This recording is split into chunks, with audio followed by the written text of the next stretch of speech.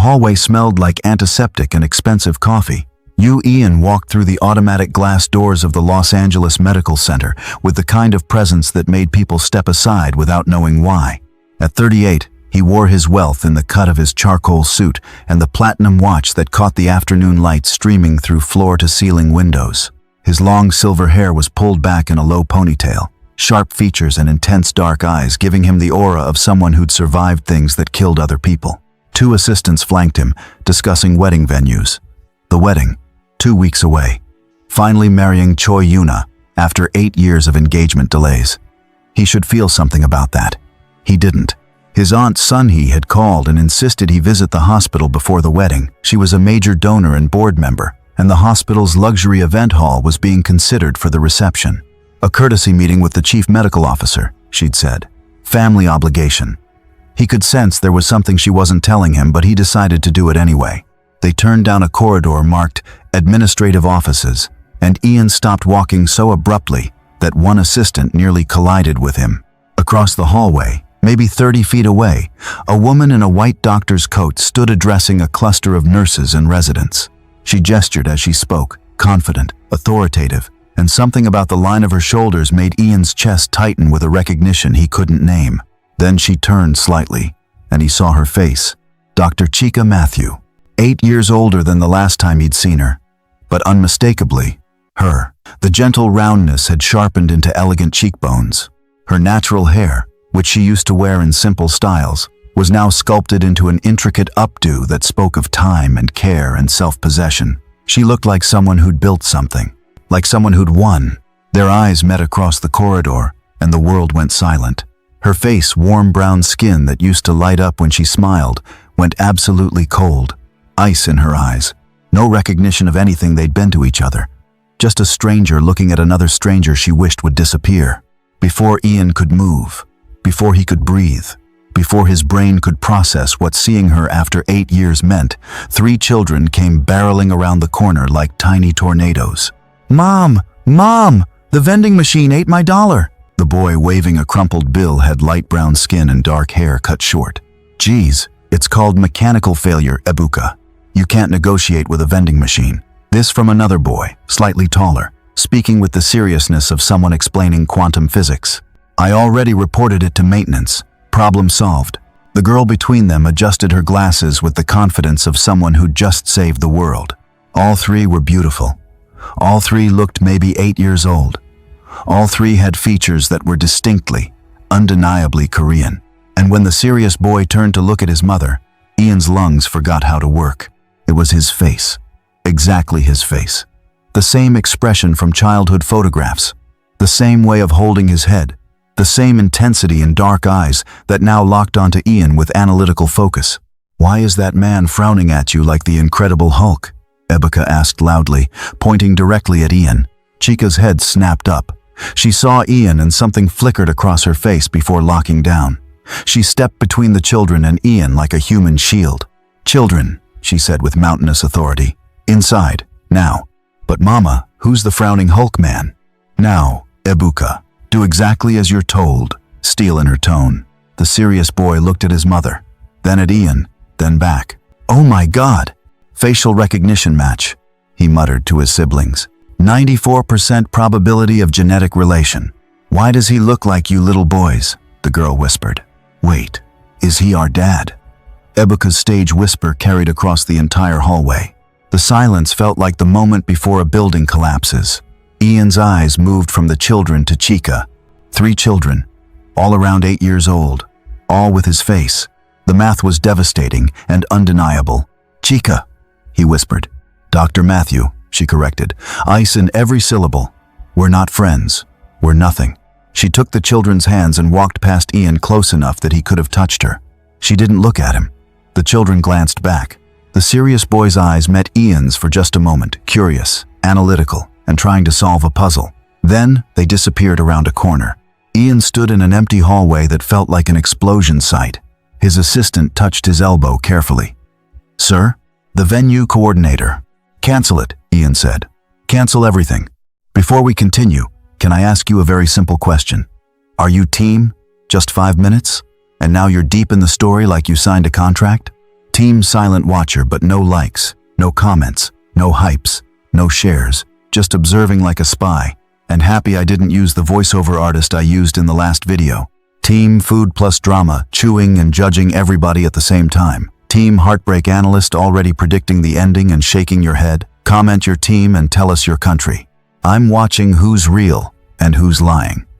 Now, let's continue, because you need to know what really happened before this hospital encounter. Trust me, you don't want to be anywhere else. 8 years earlier, Seoul looked like a battlefield under the streetlights of the highway. Ian's convoy, 3 black SUVs carrying his security detail, and his paranoia drove through the night like they were escaping something, which, in a way, they always were. At 30, Ian had more enemies than friends, more assassination attempts than birthday parties, and a defense technology company that made him rich and marked him for death in equal measure. He sat in the middle vehicle, scrolling through emails about weapons systems and corporate espionage, and tried not to think about how empty his penthouse would be when he got home. Choi Yuna, his on-again girlfriend of 3 years, had stopped asking when he'd be faithful. She'd learned to wait. You'll grow out of this phase, she'd said last week when he'd come home smelling like someone else's perfume. I'll be here when you do. He'd felt nothing about that conversation. Nothing about most things, really. Nothing until the highway exploded. The first blast took out the lead vehicle. The second hit the rear. Ian's SUV swerved, tires screaming, and then something hit them from the side RPG. His brain cataloged distantly, and the world became spinning metal and breaking glass and the copper taste of blood. When the vehicle stopped moving, Ian was hanging upside down in his seatbelt. His driver was dead. The bodyguard next to him was dead. His chest felt like someone had driven a knife through it. His vision was going dark, and he could hear gunfire outside, meaning whoever did this was making sure there were no survivors. He was going to die in an overturned SUV on a Seoul highway at age 30, and he'd never done a single thing that mattered. No kids, no sweet relationship with his mom, just money. Then the door next to him crumpled, impossible to open, suddenly wrenched outward with a screech of metal. A face appeared, a woman, dark brown skin, wide, terrified eyes, an expression of absolute determination. "Stay with me," she said in accented Korean. "I'm a doctor. You're not dying tonight." "Can't." Ian tried to say something, but blood filled his mouth. "Yes, you can." She was doing something to his chest, her hands moving with practiced precision even though they were shaking. Sir, tell me your name. Stay awake. Stay with me. What's your name? What's your name?" "Ian," he managed. "You, Ian. Ian, listen to my voice. You're going to live. I promise you're going to live." She had supplies, a bag. She'd had a medical bag with her, and she was applying pressure to wounds he hadn't known he had, talking the entire time. She was steady and calm, like she did this every day. "I won't let you go. Do you hear me? I won't let you leave. You're going nowhere." Ambulance sirens in the distance. The woman kept working, kept talking, kept her hands on him like she could hold his life in place through sheer will. Ian's vision cleared slightly, and he saw her face properly. Young, maybe 27. She was beautiful in a way that had nothing to do with heavy makeup and everything to do with the fierce compassion in her eyes. She was covered in his blood, and she wasn't leaving. "Who?" he tried to ask. "Chica," she said. "My name is Chica, and you're going to remember it because you're going to live to say thank you." He did live.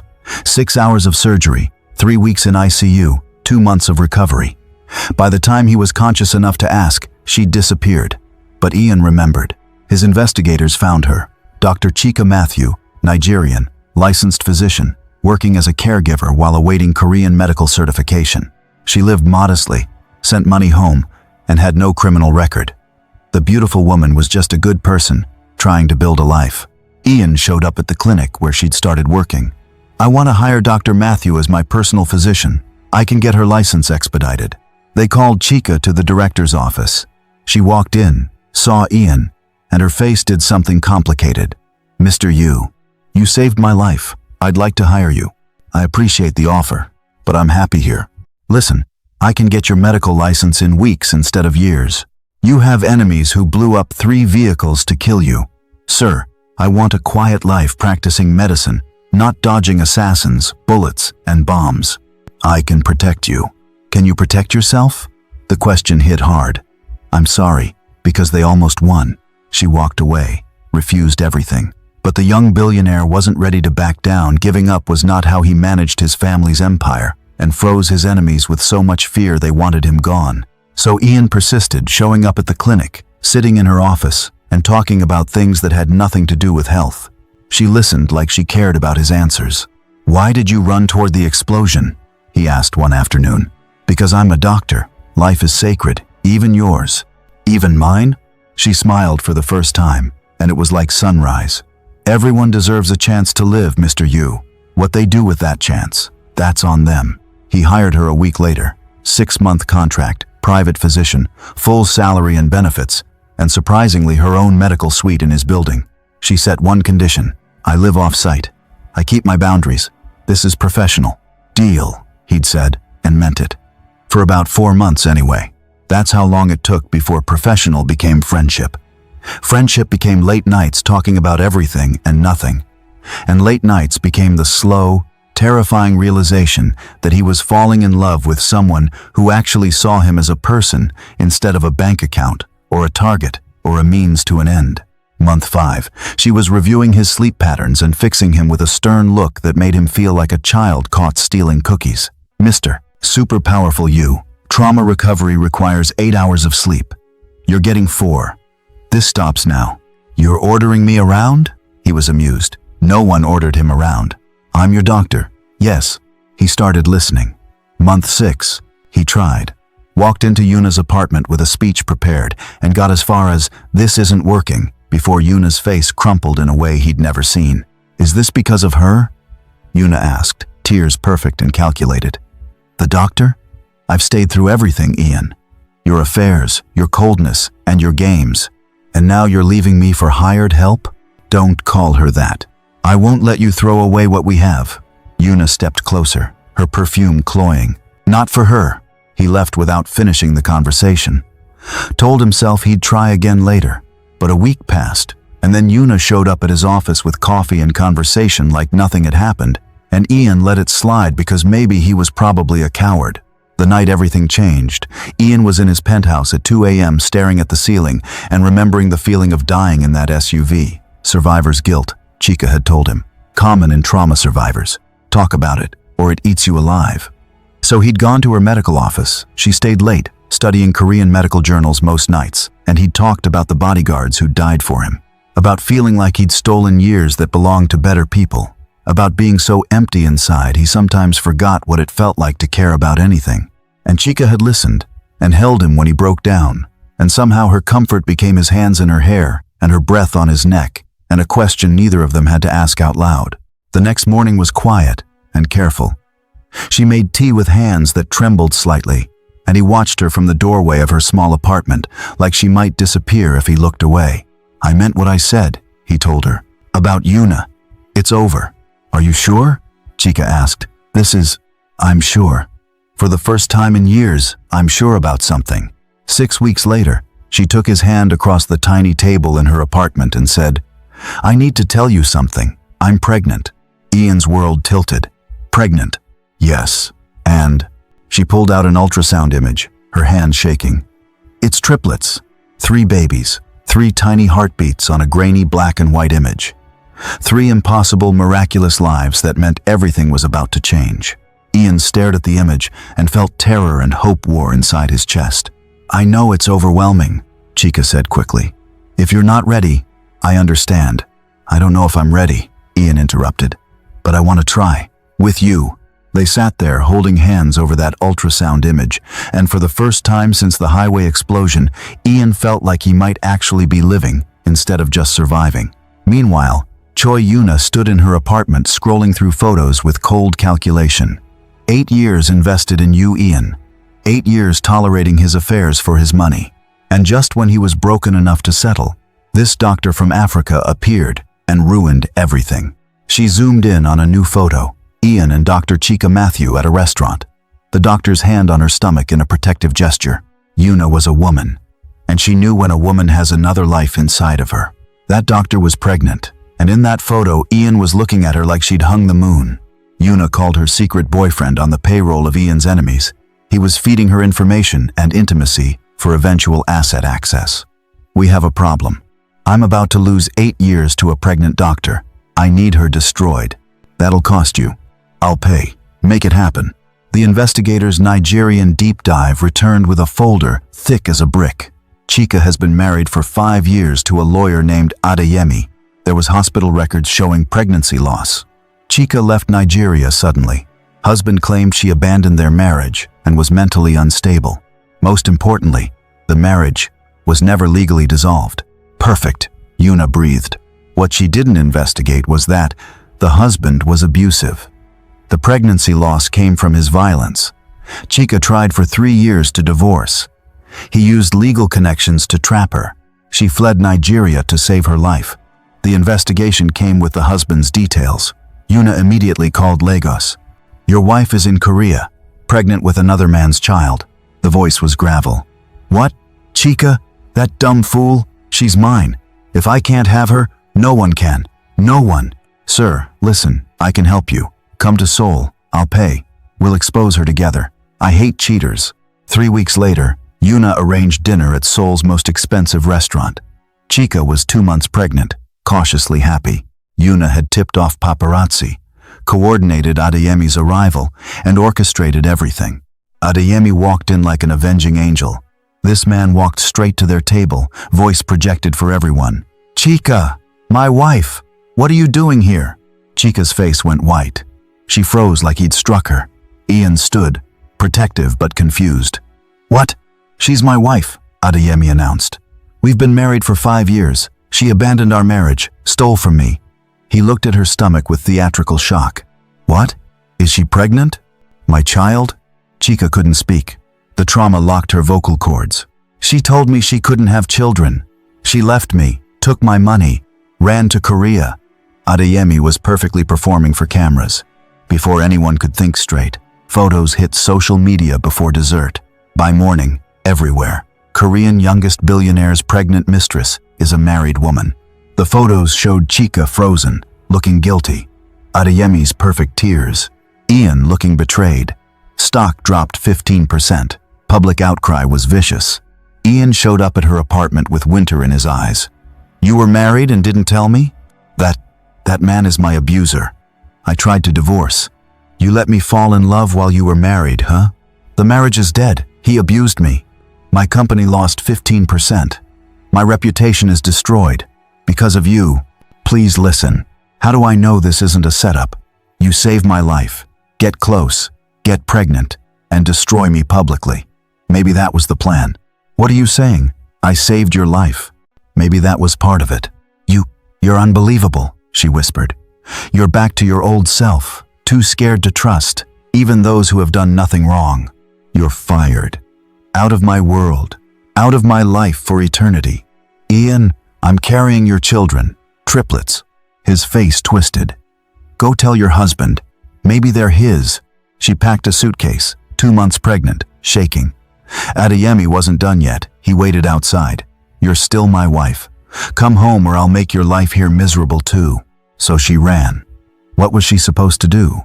Chika bought a bus ticket and disappeared into Korea's countryside. Ian's mother, Yoo Hae-jin, hadn't built an empire by believing convenient stories. She had seen everything unravel and knew something was wrong somewhere. She hired the best investigator. Find out what actually happened, all of it. 2 weeks later, the result came back. The scandal was staged. Yuna paid for the husband's ticket. He's a documented abuser. Doctor. Matthew tried to divorce for 3 years. He blocked it legally. She escaped to save her life. Hae-jin read court documents, hospital records from violence-caused miscarriage, and neighbor testimony about threats. Everything was orchestrated. Everything lies. Her stubborn son had thrown away the only genuine thing in years. Find her. Find Dr. Matthew now. 4 months later, Hae-jin's car pulled up to a small traditional town called Andong, 3 hours from Seoul and a lifetime away from everything else. The investigator had tracked Chika to a tiny room above a traditional herbalist shop, where she was 6 months pregnant with triplets and working illegally at a guest house cleaning rooms for cash because she couldn't use her medical credentials anymore after the scandal destroyed her reputation. Heijin watched Chica walk up the street from her shift exhausted, visibly pregnant, moving like every step hurt, and felt rage at her son that could have powered a city. When Chica saw the expensive black car, she froze with a hand on her belly, fear written across her face as the thought of her abusive ex-husband flew through her mind. How did you find me?" Chica asked when Heijin approached. "I'm not here to hurt you. I'm here because those innocent and beautiful babies need protection." They ended up in Chica's tiny room, sitting on floor mats because there was barely furniture. Heijin laid out everything her investigator had found. "The scandal was staged. You were set up. I know my son is a stubborn idiot, but this isn't about him. It's about those children. Family suddenly matters when there are grandchildren." Chica's voice was bitter. "Family has always mattered. That's why I'm here." Heijin leaned forward. "I spent 30 years watching powerful people crush those beneath them. Not because the victims were weak, because they lacked resources. You saved my son's life when you had nothing to gain. You're a doctor living in a room above a shop because one woman decided to destroy you. That's not weakness, that's injustice. And I have resources to fix injustice. I don't want your son's guilt money. This isn't guilt, this is strategy. Those babies are my grandchildren. I protect family." Heijin pulled out a folder. "You can stay here, eating 1 meal a day until you give birth in a rural clinic with no high-risk pregnancy support. Or you can come with me to Los Angeles, run the hospital my family has some influence on, live in safety, get the medical care you need, and let my legal team finalize your divorce using international law." "Why would you do this?" "Because you saved my son's life. I'm mother. And you're carrying my grandchildren. That's all that matters." Chica felt all 3 babies move distinct kicks, each one a reminder that this wasn't about her pride anymore. "If I accept, but I never see your son again. Ever. That's your choice. Not his, not mine, yours. Then I accept. For them, not for him." The divorce was finalized by Heijin's international legal team using U.S. courts, abuse documentation, and loopholes that Adeyemi never saw coming. By the time Chica was 8 months pregnant in Los Angeles, she was legally free. Adeyemi never received notice. He still thought she was bound to him, still thought she'd come back. He had no idea she'd escaped completely. 8 years passed. Chica gave birth to triplets Kamsi, Adanna, and Ebuka, 3 perfect babies who all looked exactly like their father. She raised them in Heijin's sister-in-law's mansion, worked her way up from staff doctor to chief medical officer, and never dated anyone because trust was a broken thing she'd locked away. The triplets grew up brilliant and funny and loved. Their grandmother Heijin visiting them regularly, watching the kids call their great-aunt Sunhee grandma, thriving in a life built on Chica's determination and Heijin's resources. Heijin set up legal trusts, putting company shares and assets in the triplets' names. They were irrevocable and binding. Yuna, back in Korea playing the devoted fiancé for 8 years, had no idea. She thought marrying Ian would make her extremely rich. She had no idea the money was already gone, locked away for 3 8-year-old children in Los Angeles. And Ian, hollow and workaholic and drowning in regret, finally agreed to marry Yuna after 8 years of delays. The wedding was planned for Los Angeles. Yuna's idea, wanting American press coverage. Ian didn't care anymore, didn't care about anything, until he walked into that hospital corridor and saw the woman he'd destroyed standing there, transformed and powerful, with 3 children who had his face.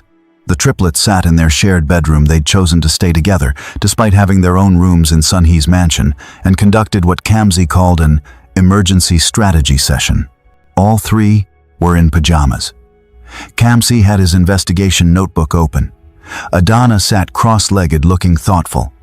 Ebuka was eating chips with the focused intensity of someone solving world hunger. Facial recognition match was 94%, Kamsi said, writing notes. "That man might just be our biological father." "Mom knows him," Adanna observed. "Did you see her face? She's scared of him."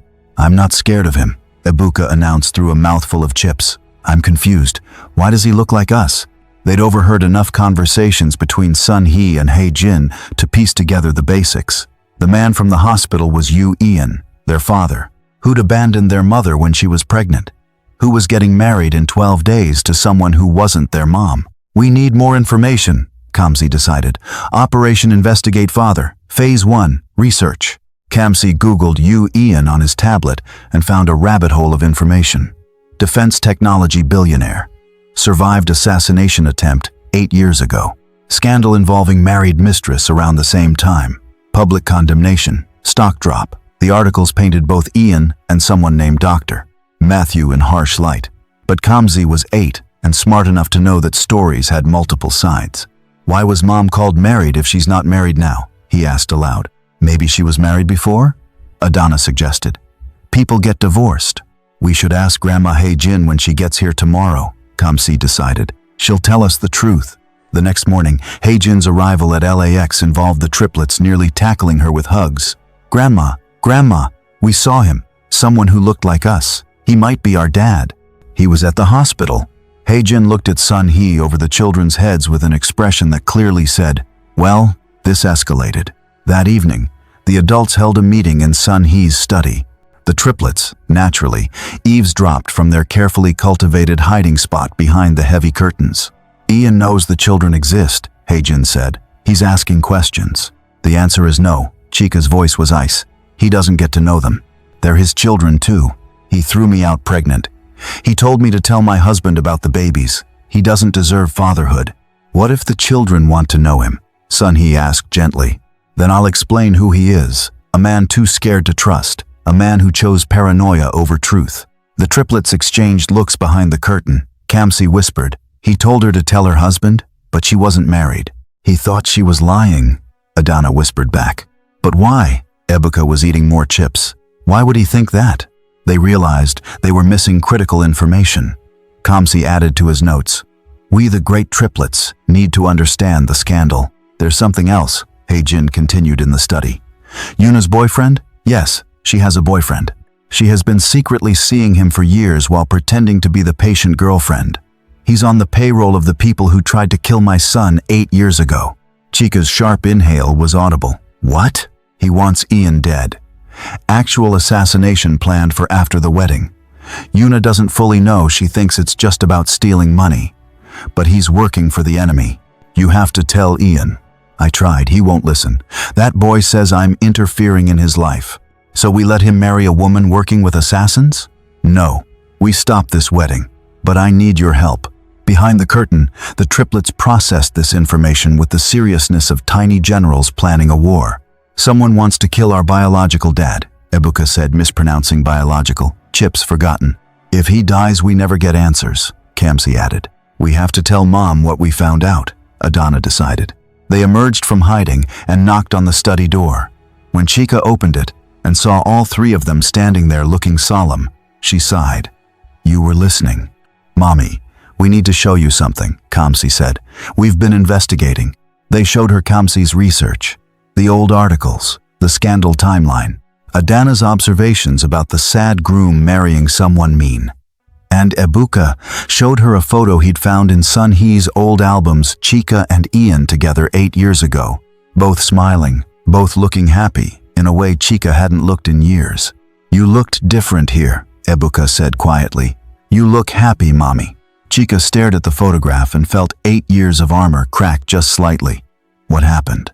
It's complicated, babies. We know he's our father, Kamsi said. We investigated. We just want to understand.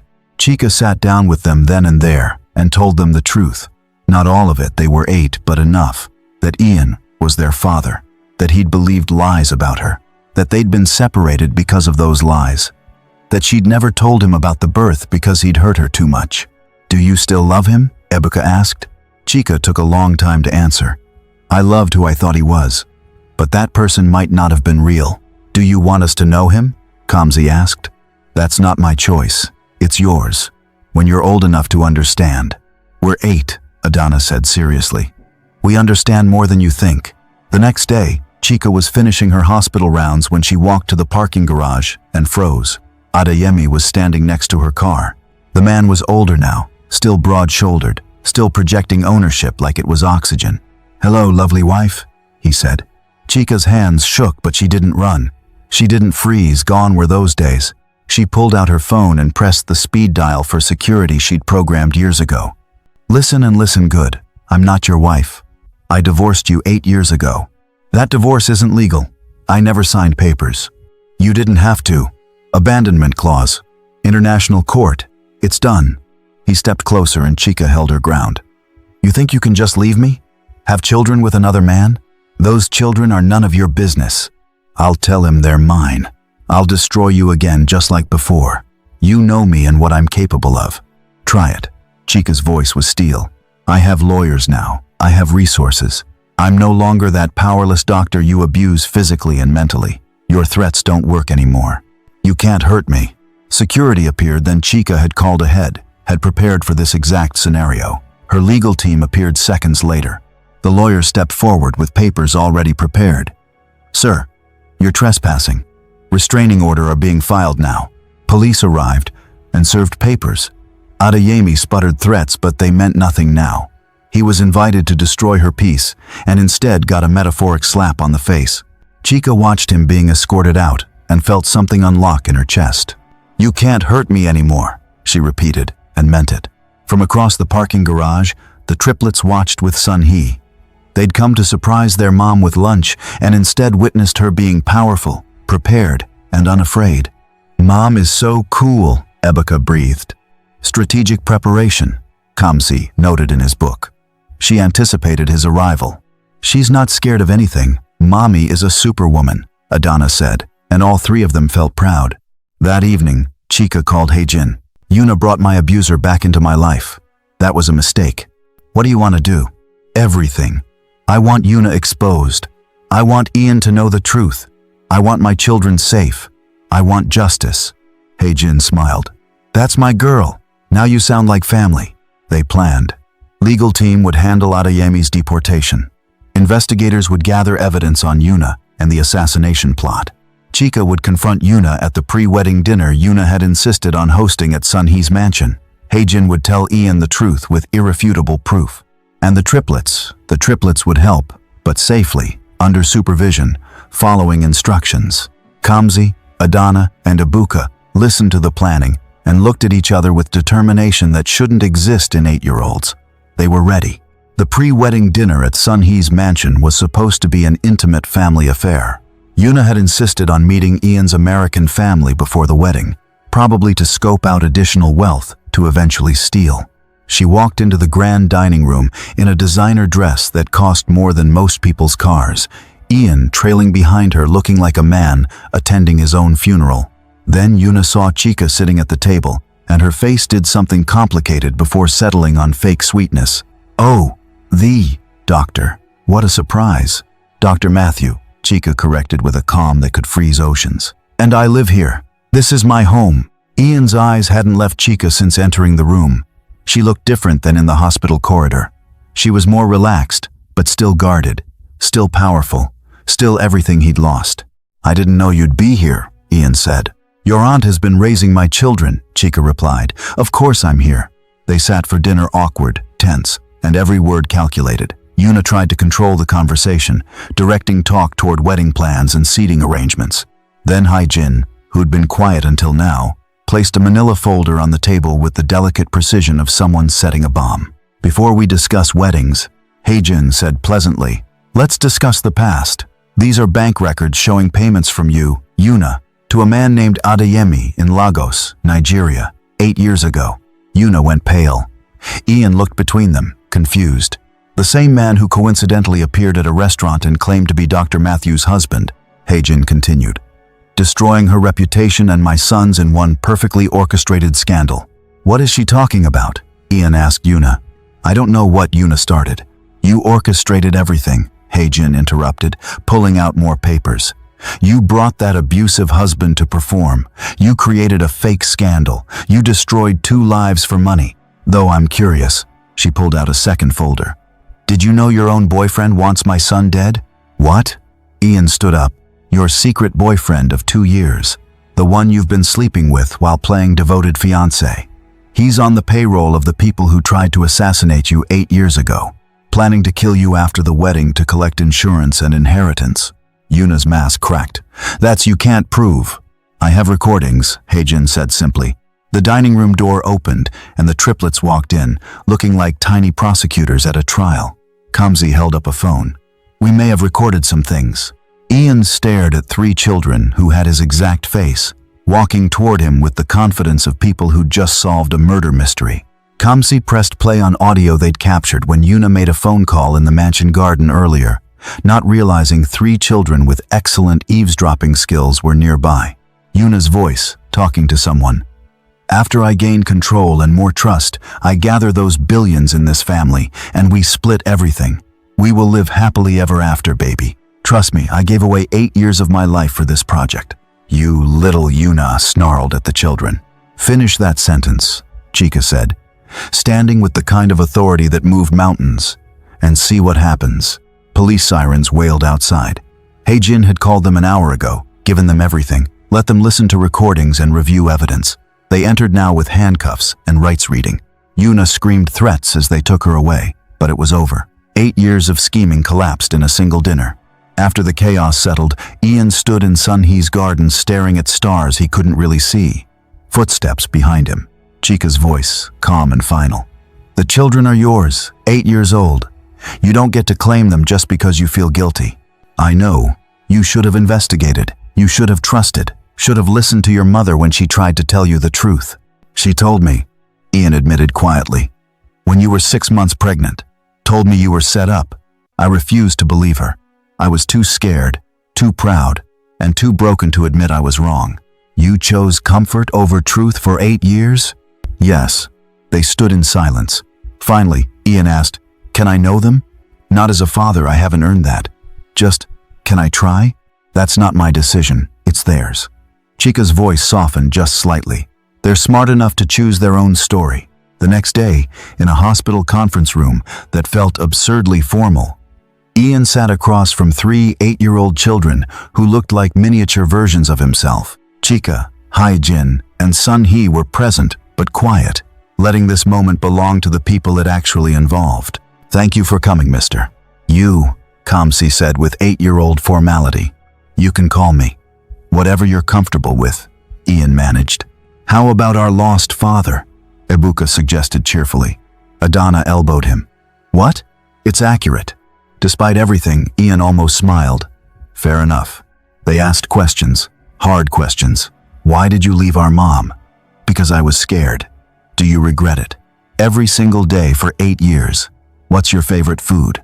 Ebuka's question met with confused looks from his siblings and an answer about kimchi jjigae that led to Ebuka saying, Mom makes better Nigerian stew. Then Kamsi pulled out a folded piece of paper, an actual contract they'd written together. We've discussed it with Mommy. Here are our terms. 1. Supervised visits only. 1 hour, twice a week. 2. Mom makes all decisions about our lives for now, not you. 3. If you miss a visit without 24 hours notice, this contract is void. 4. You have to answer our questions honestly, always. 5. If Mom says you're done, you're done. No arguments. Sir, you have to make it up with our mother and earn your place as the head of the family. Ian read through the contract with tears in his eyes. I agree to every term. Also, Adanna added, you have to tell us embarrassing stories about Grandma Jin. Absolutely not, Jin protested. It's in the contract, all three chorused. 6 months later, at a hospital fundraiser gala, Chica stood on stage as keynote speaker. 8 years ago, I was powerless. Someone special gave me power through resources, through belief, through refusal to let injustice stand. Tonight, we give that same gift to others through medicine. There was a standing ovation. The triplets cheered so loudly Sun-hee had to gently remind them this was a formal event. At the family table afterward, Ian sat at a respectful distance until Ebuka loudly whispered, Can our lost but found father sit with us? If he wants, Chica said.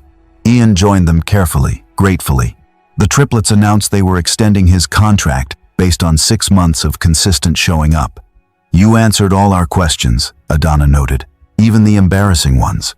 You tried Mom's stew and didn't fake like it, Ebuka added. It was delicious, Ian said honestly. So you can come to our science fair next week. Front row, Ian promised. Later, at the dessert table, Chica and Ian stood in an awkward silence that felt less hostile than 6 months ago.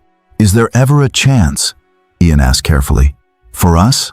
Chica considered the question seriously. I don't know. Right now I'm focused on being their mother, on being happy. Alone is fine for me. I understand. But, she paused. Ask me again in a year. After you've proven you can actually stay and build trust. I'll be here. We'll see. Across the room, the triplets watched their parents talk. Reconciliation probability. 23%, Kamsi calculated. I say 40, Adanna countered. She smiled at him, small but real. I just want them to be happy, Ebuka said, together or separate. Heijin joined them, elegant in her formal gown. Wise children, your mother taught you well. You taught her, they chorused. She taught herself, Heijin corrected. Power is the medicine that saves the powerless. But the strongest medicine is the power you give yourself. She did that. She saved herself. Time pulled back to the gala, to Chika and Ian in careful conversation, to three children who'd orchestrated truth through investigation and love, and flowed to a family that didn't look like anyone's definition of normal but functioned anyway. No perfect ending, no guaranteed reconciliation, just people trying, showing up, building something real from broken pieces. Sometimes that was enough. Sometimes that was everything. Thank you for being part of our global family. Until next time, remember to stay strong, stay hopeful, and never be afraid to love. God bless you. Don't go anywhere, and I will see you in the next story. Afro Tales. The weak will become strong one day.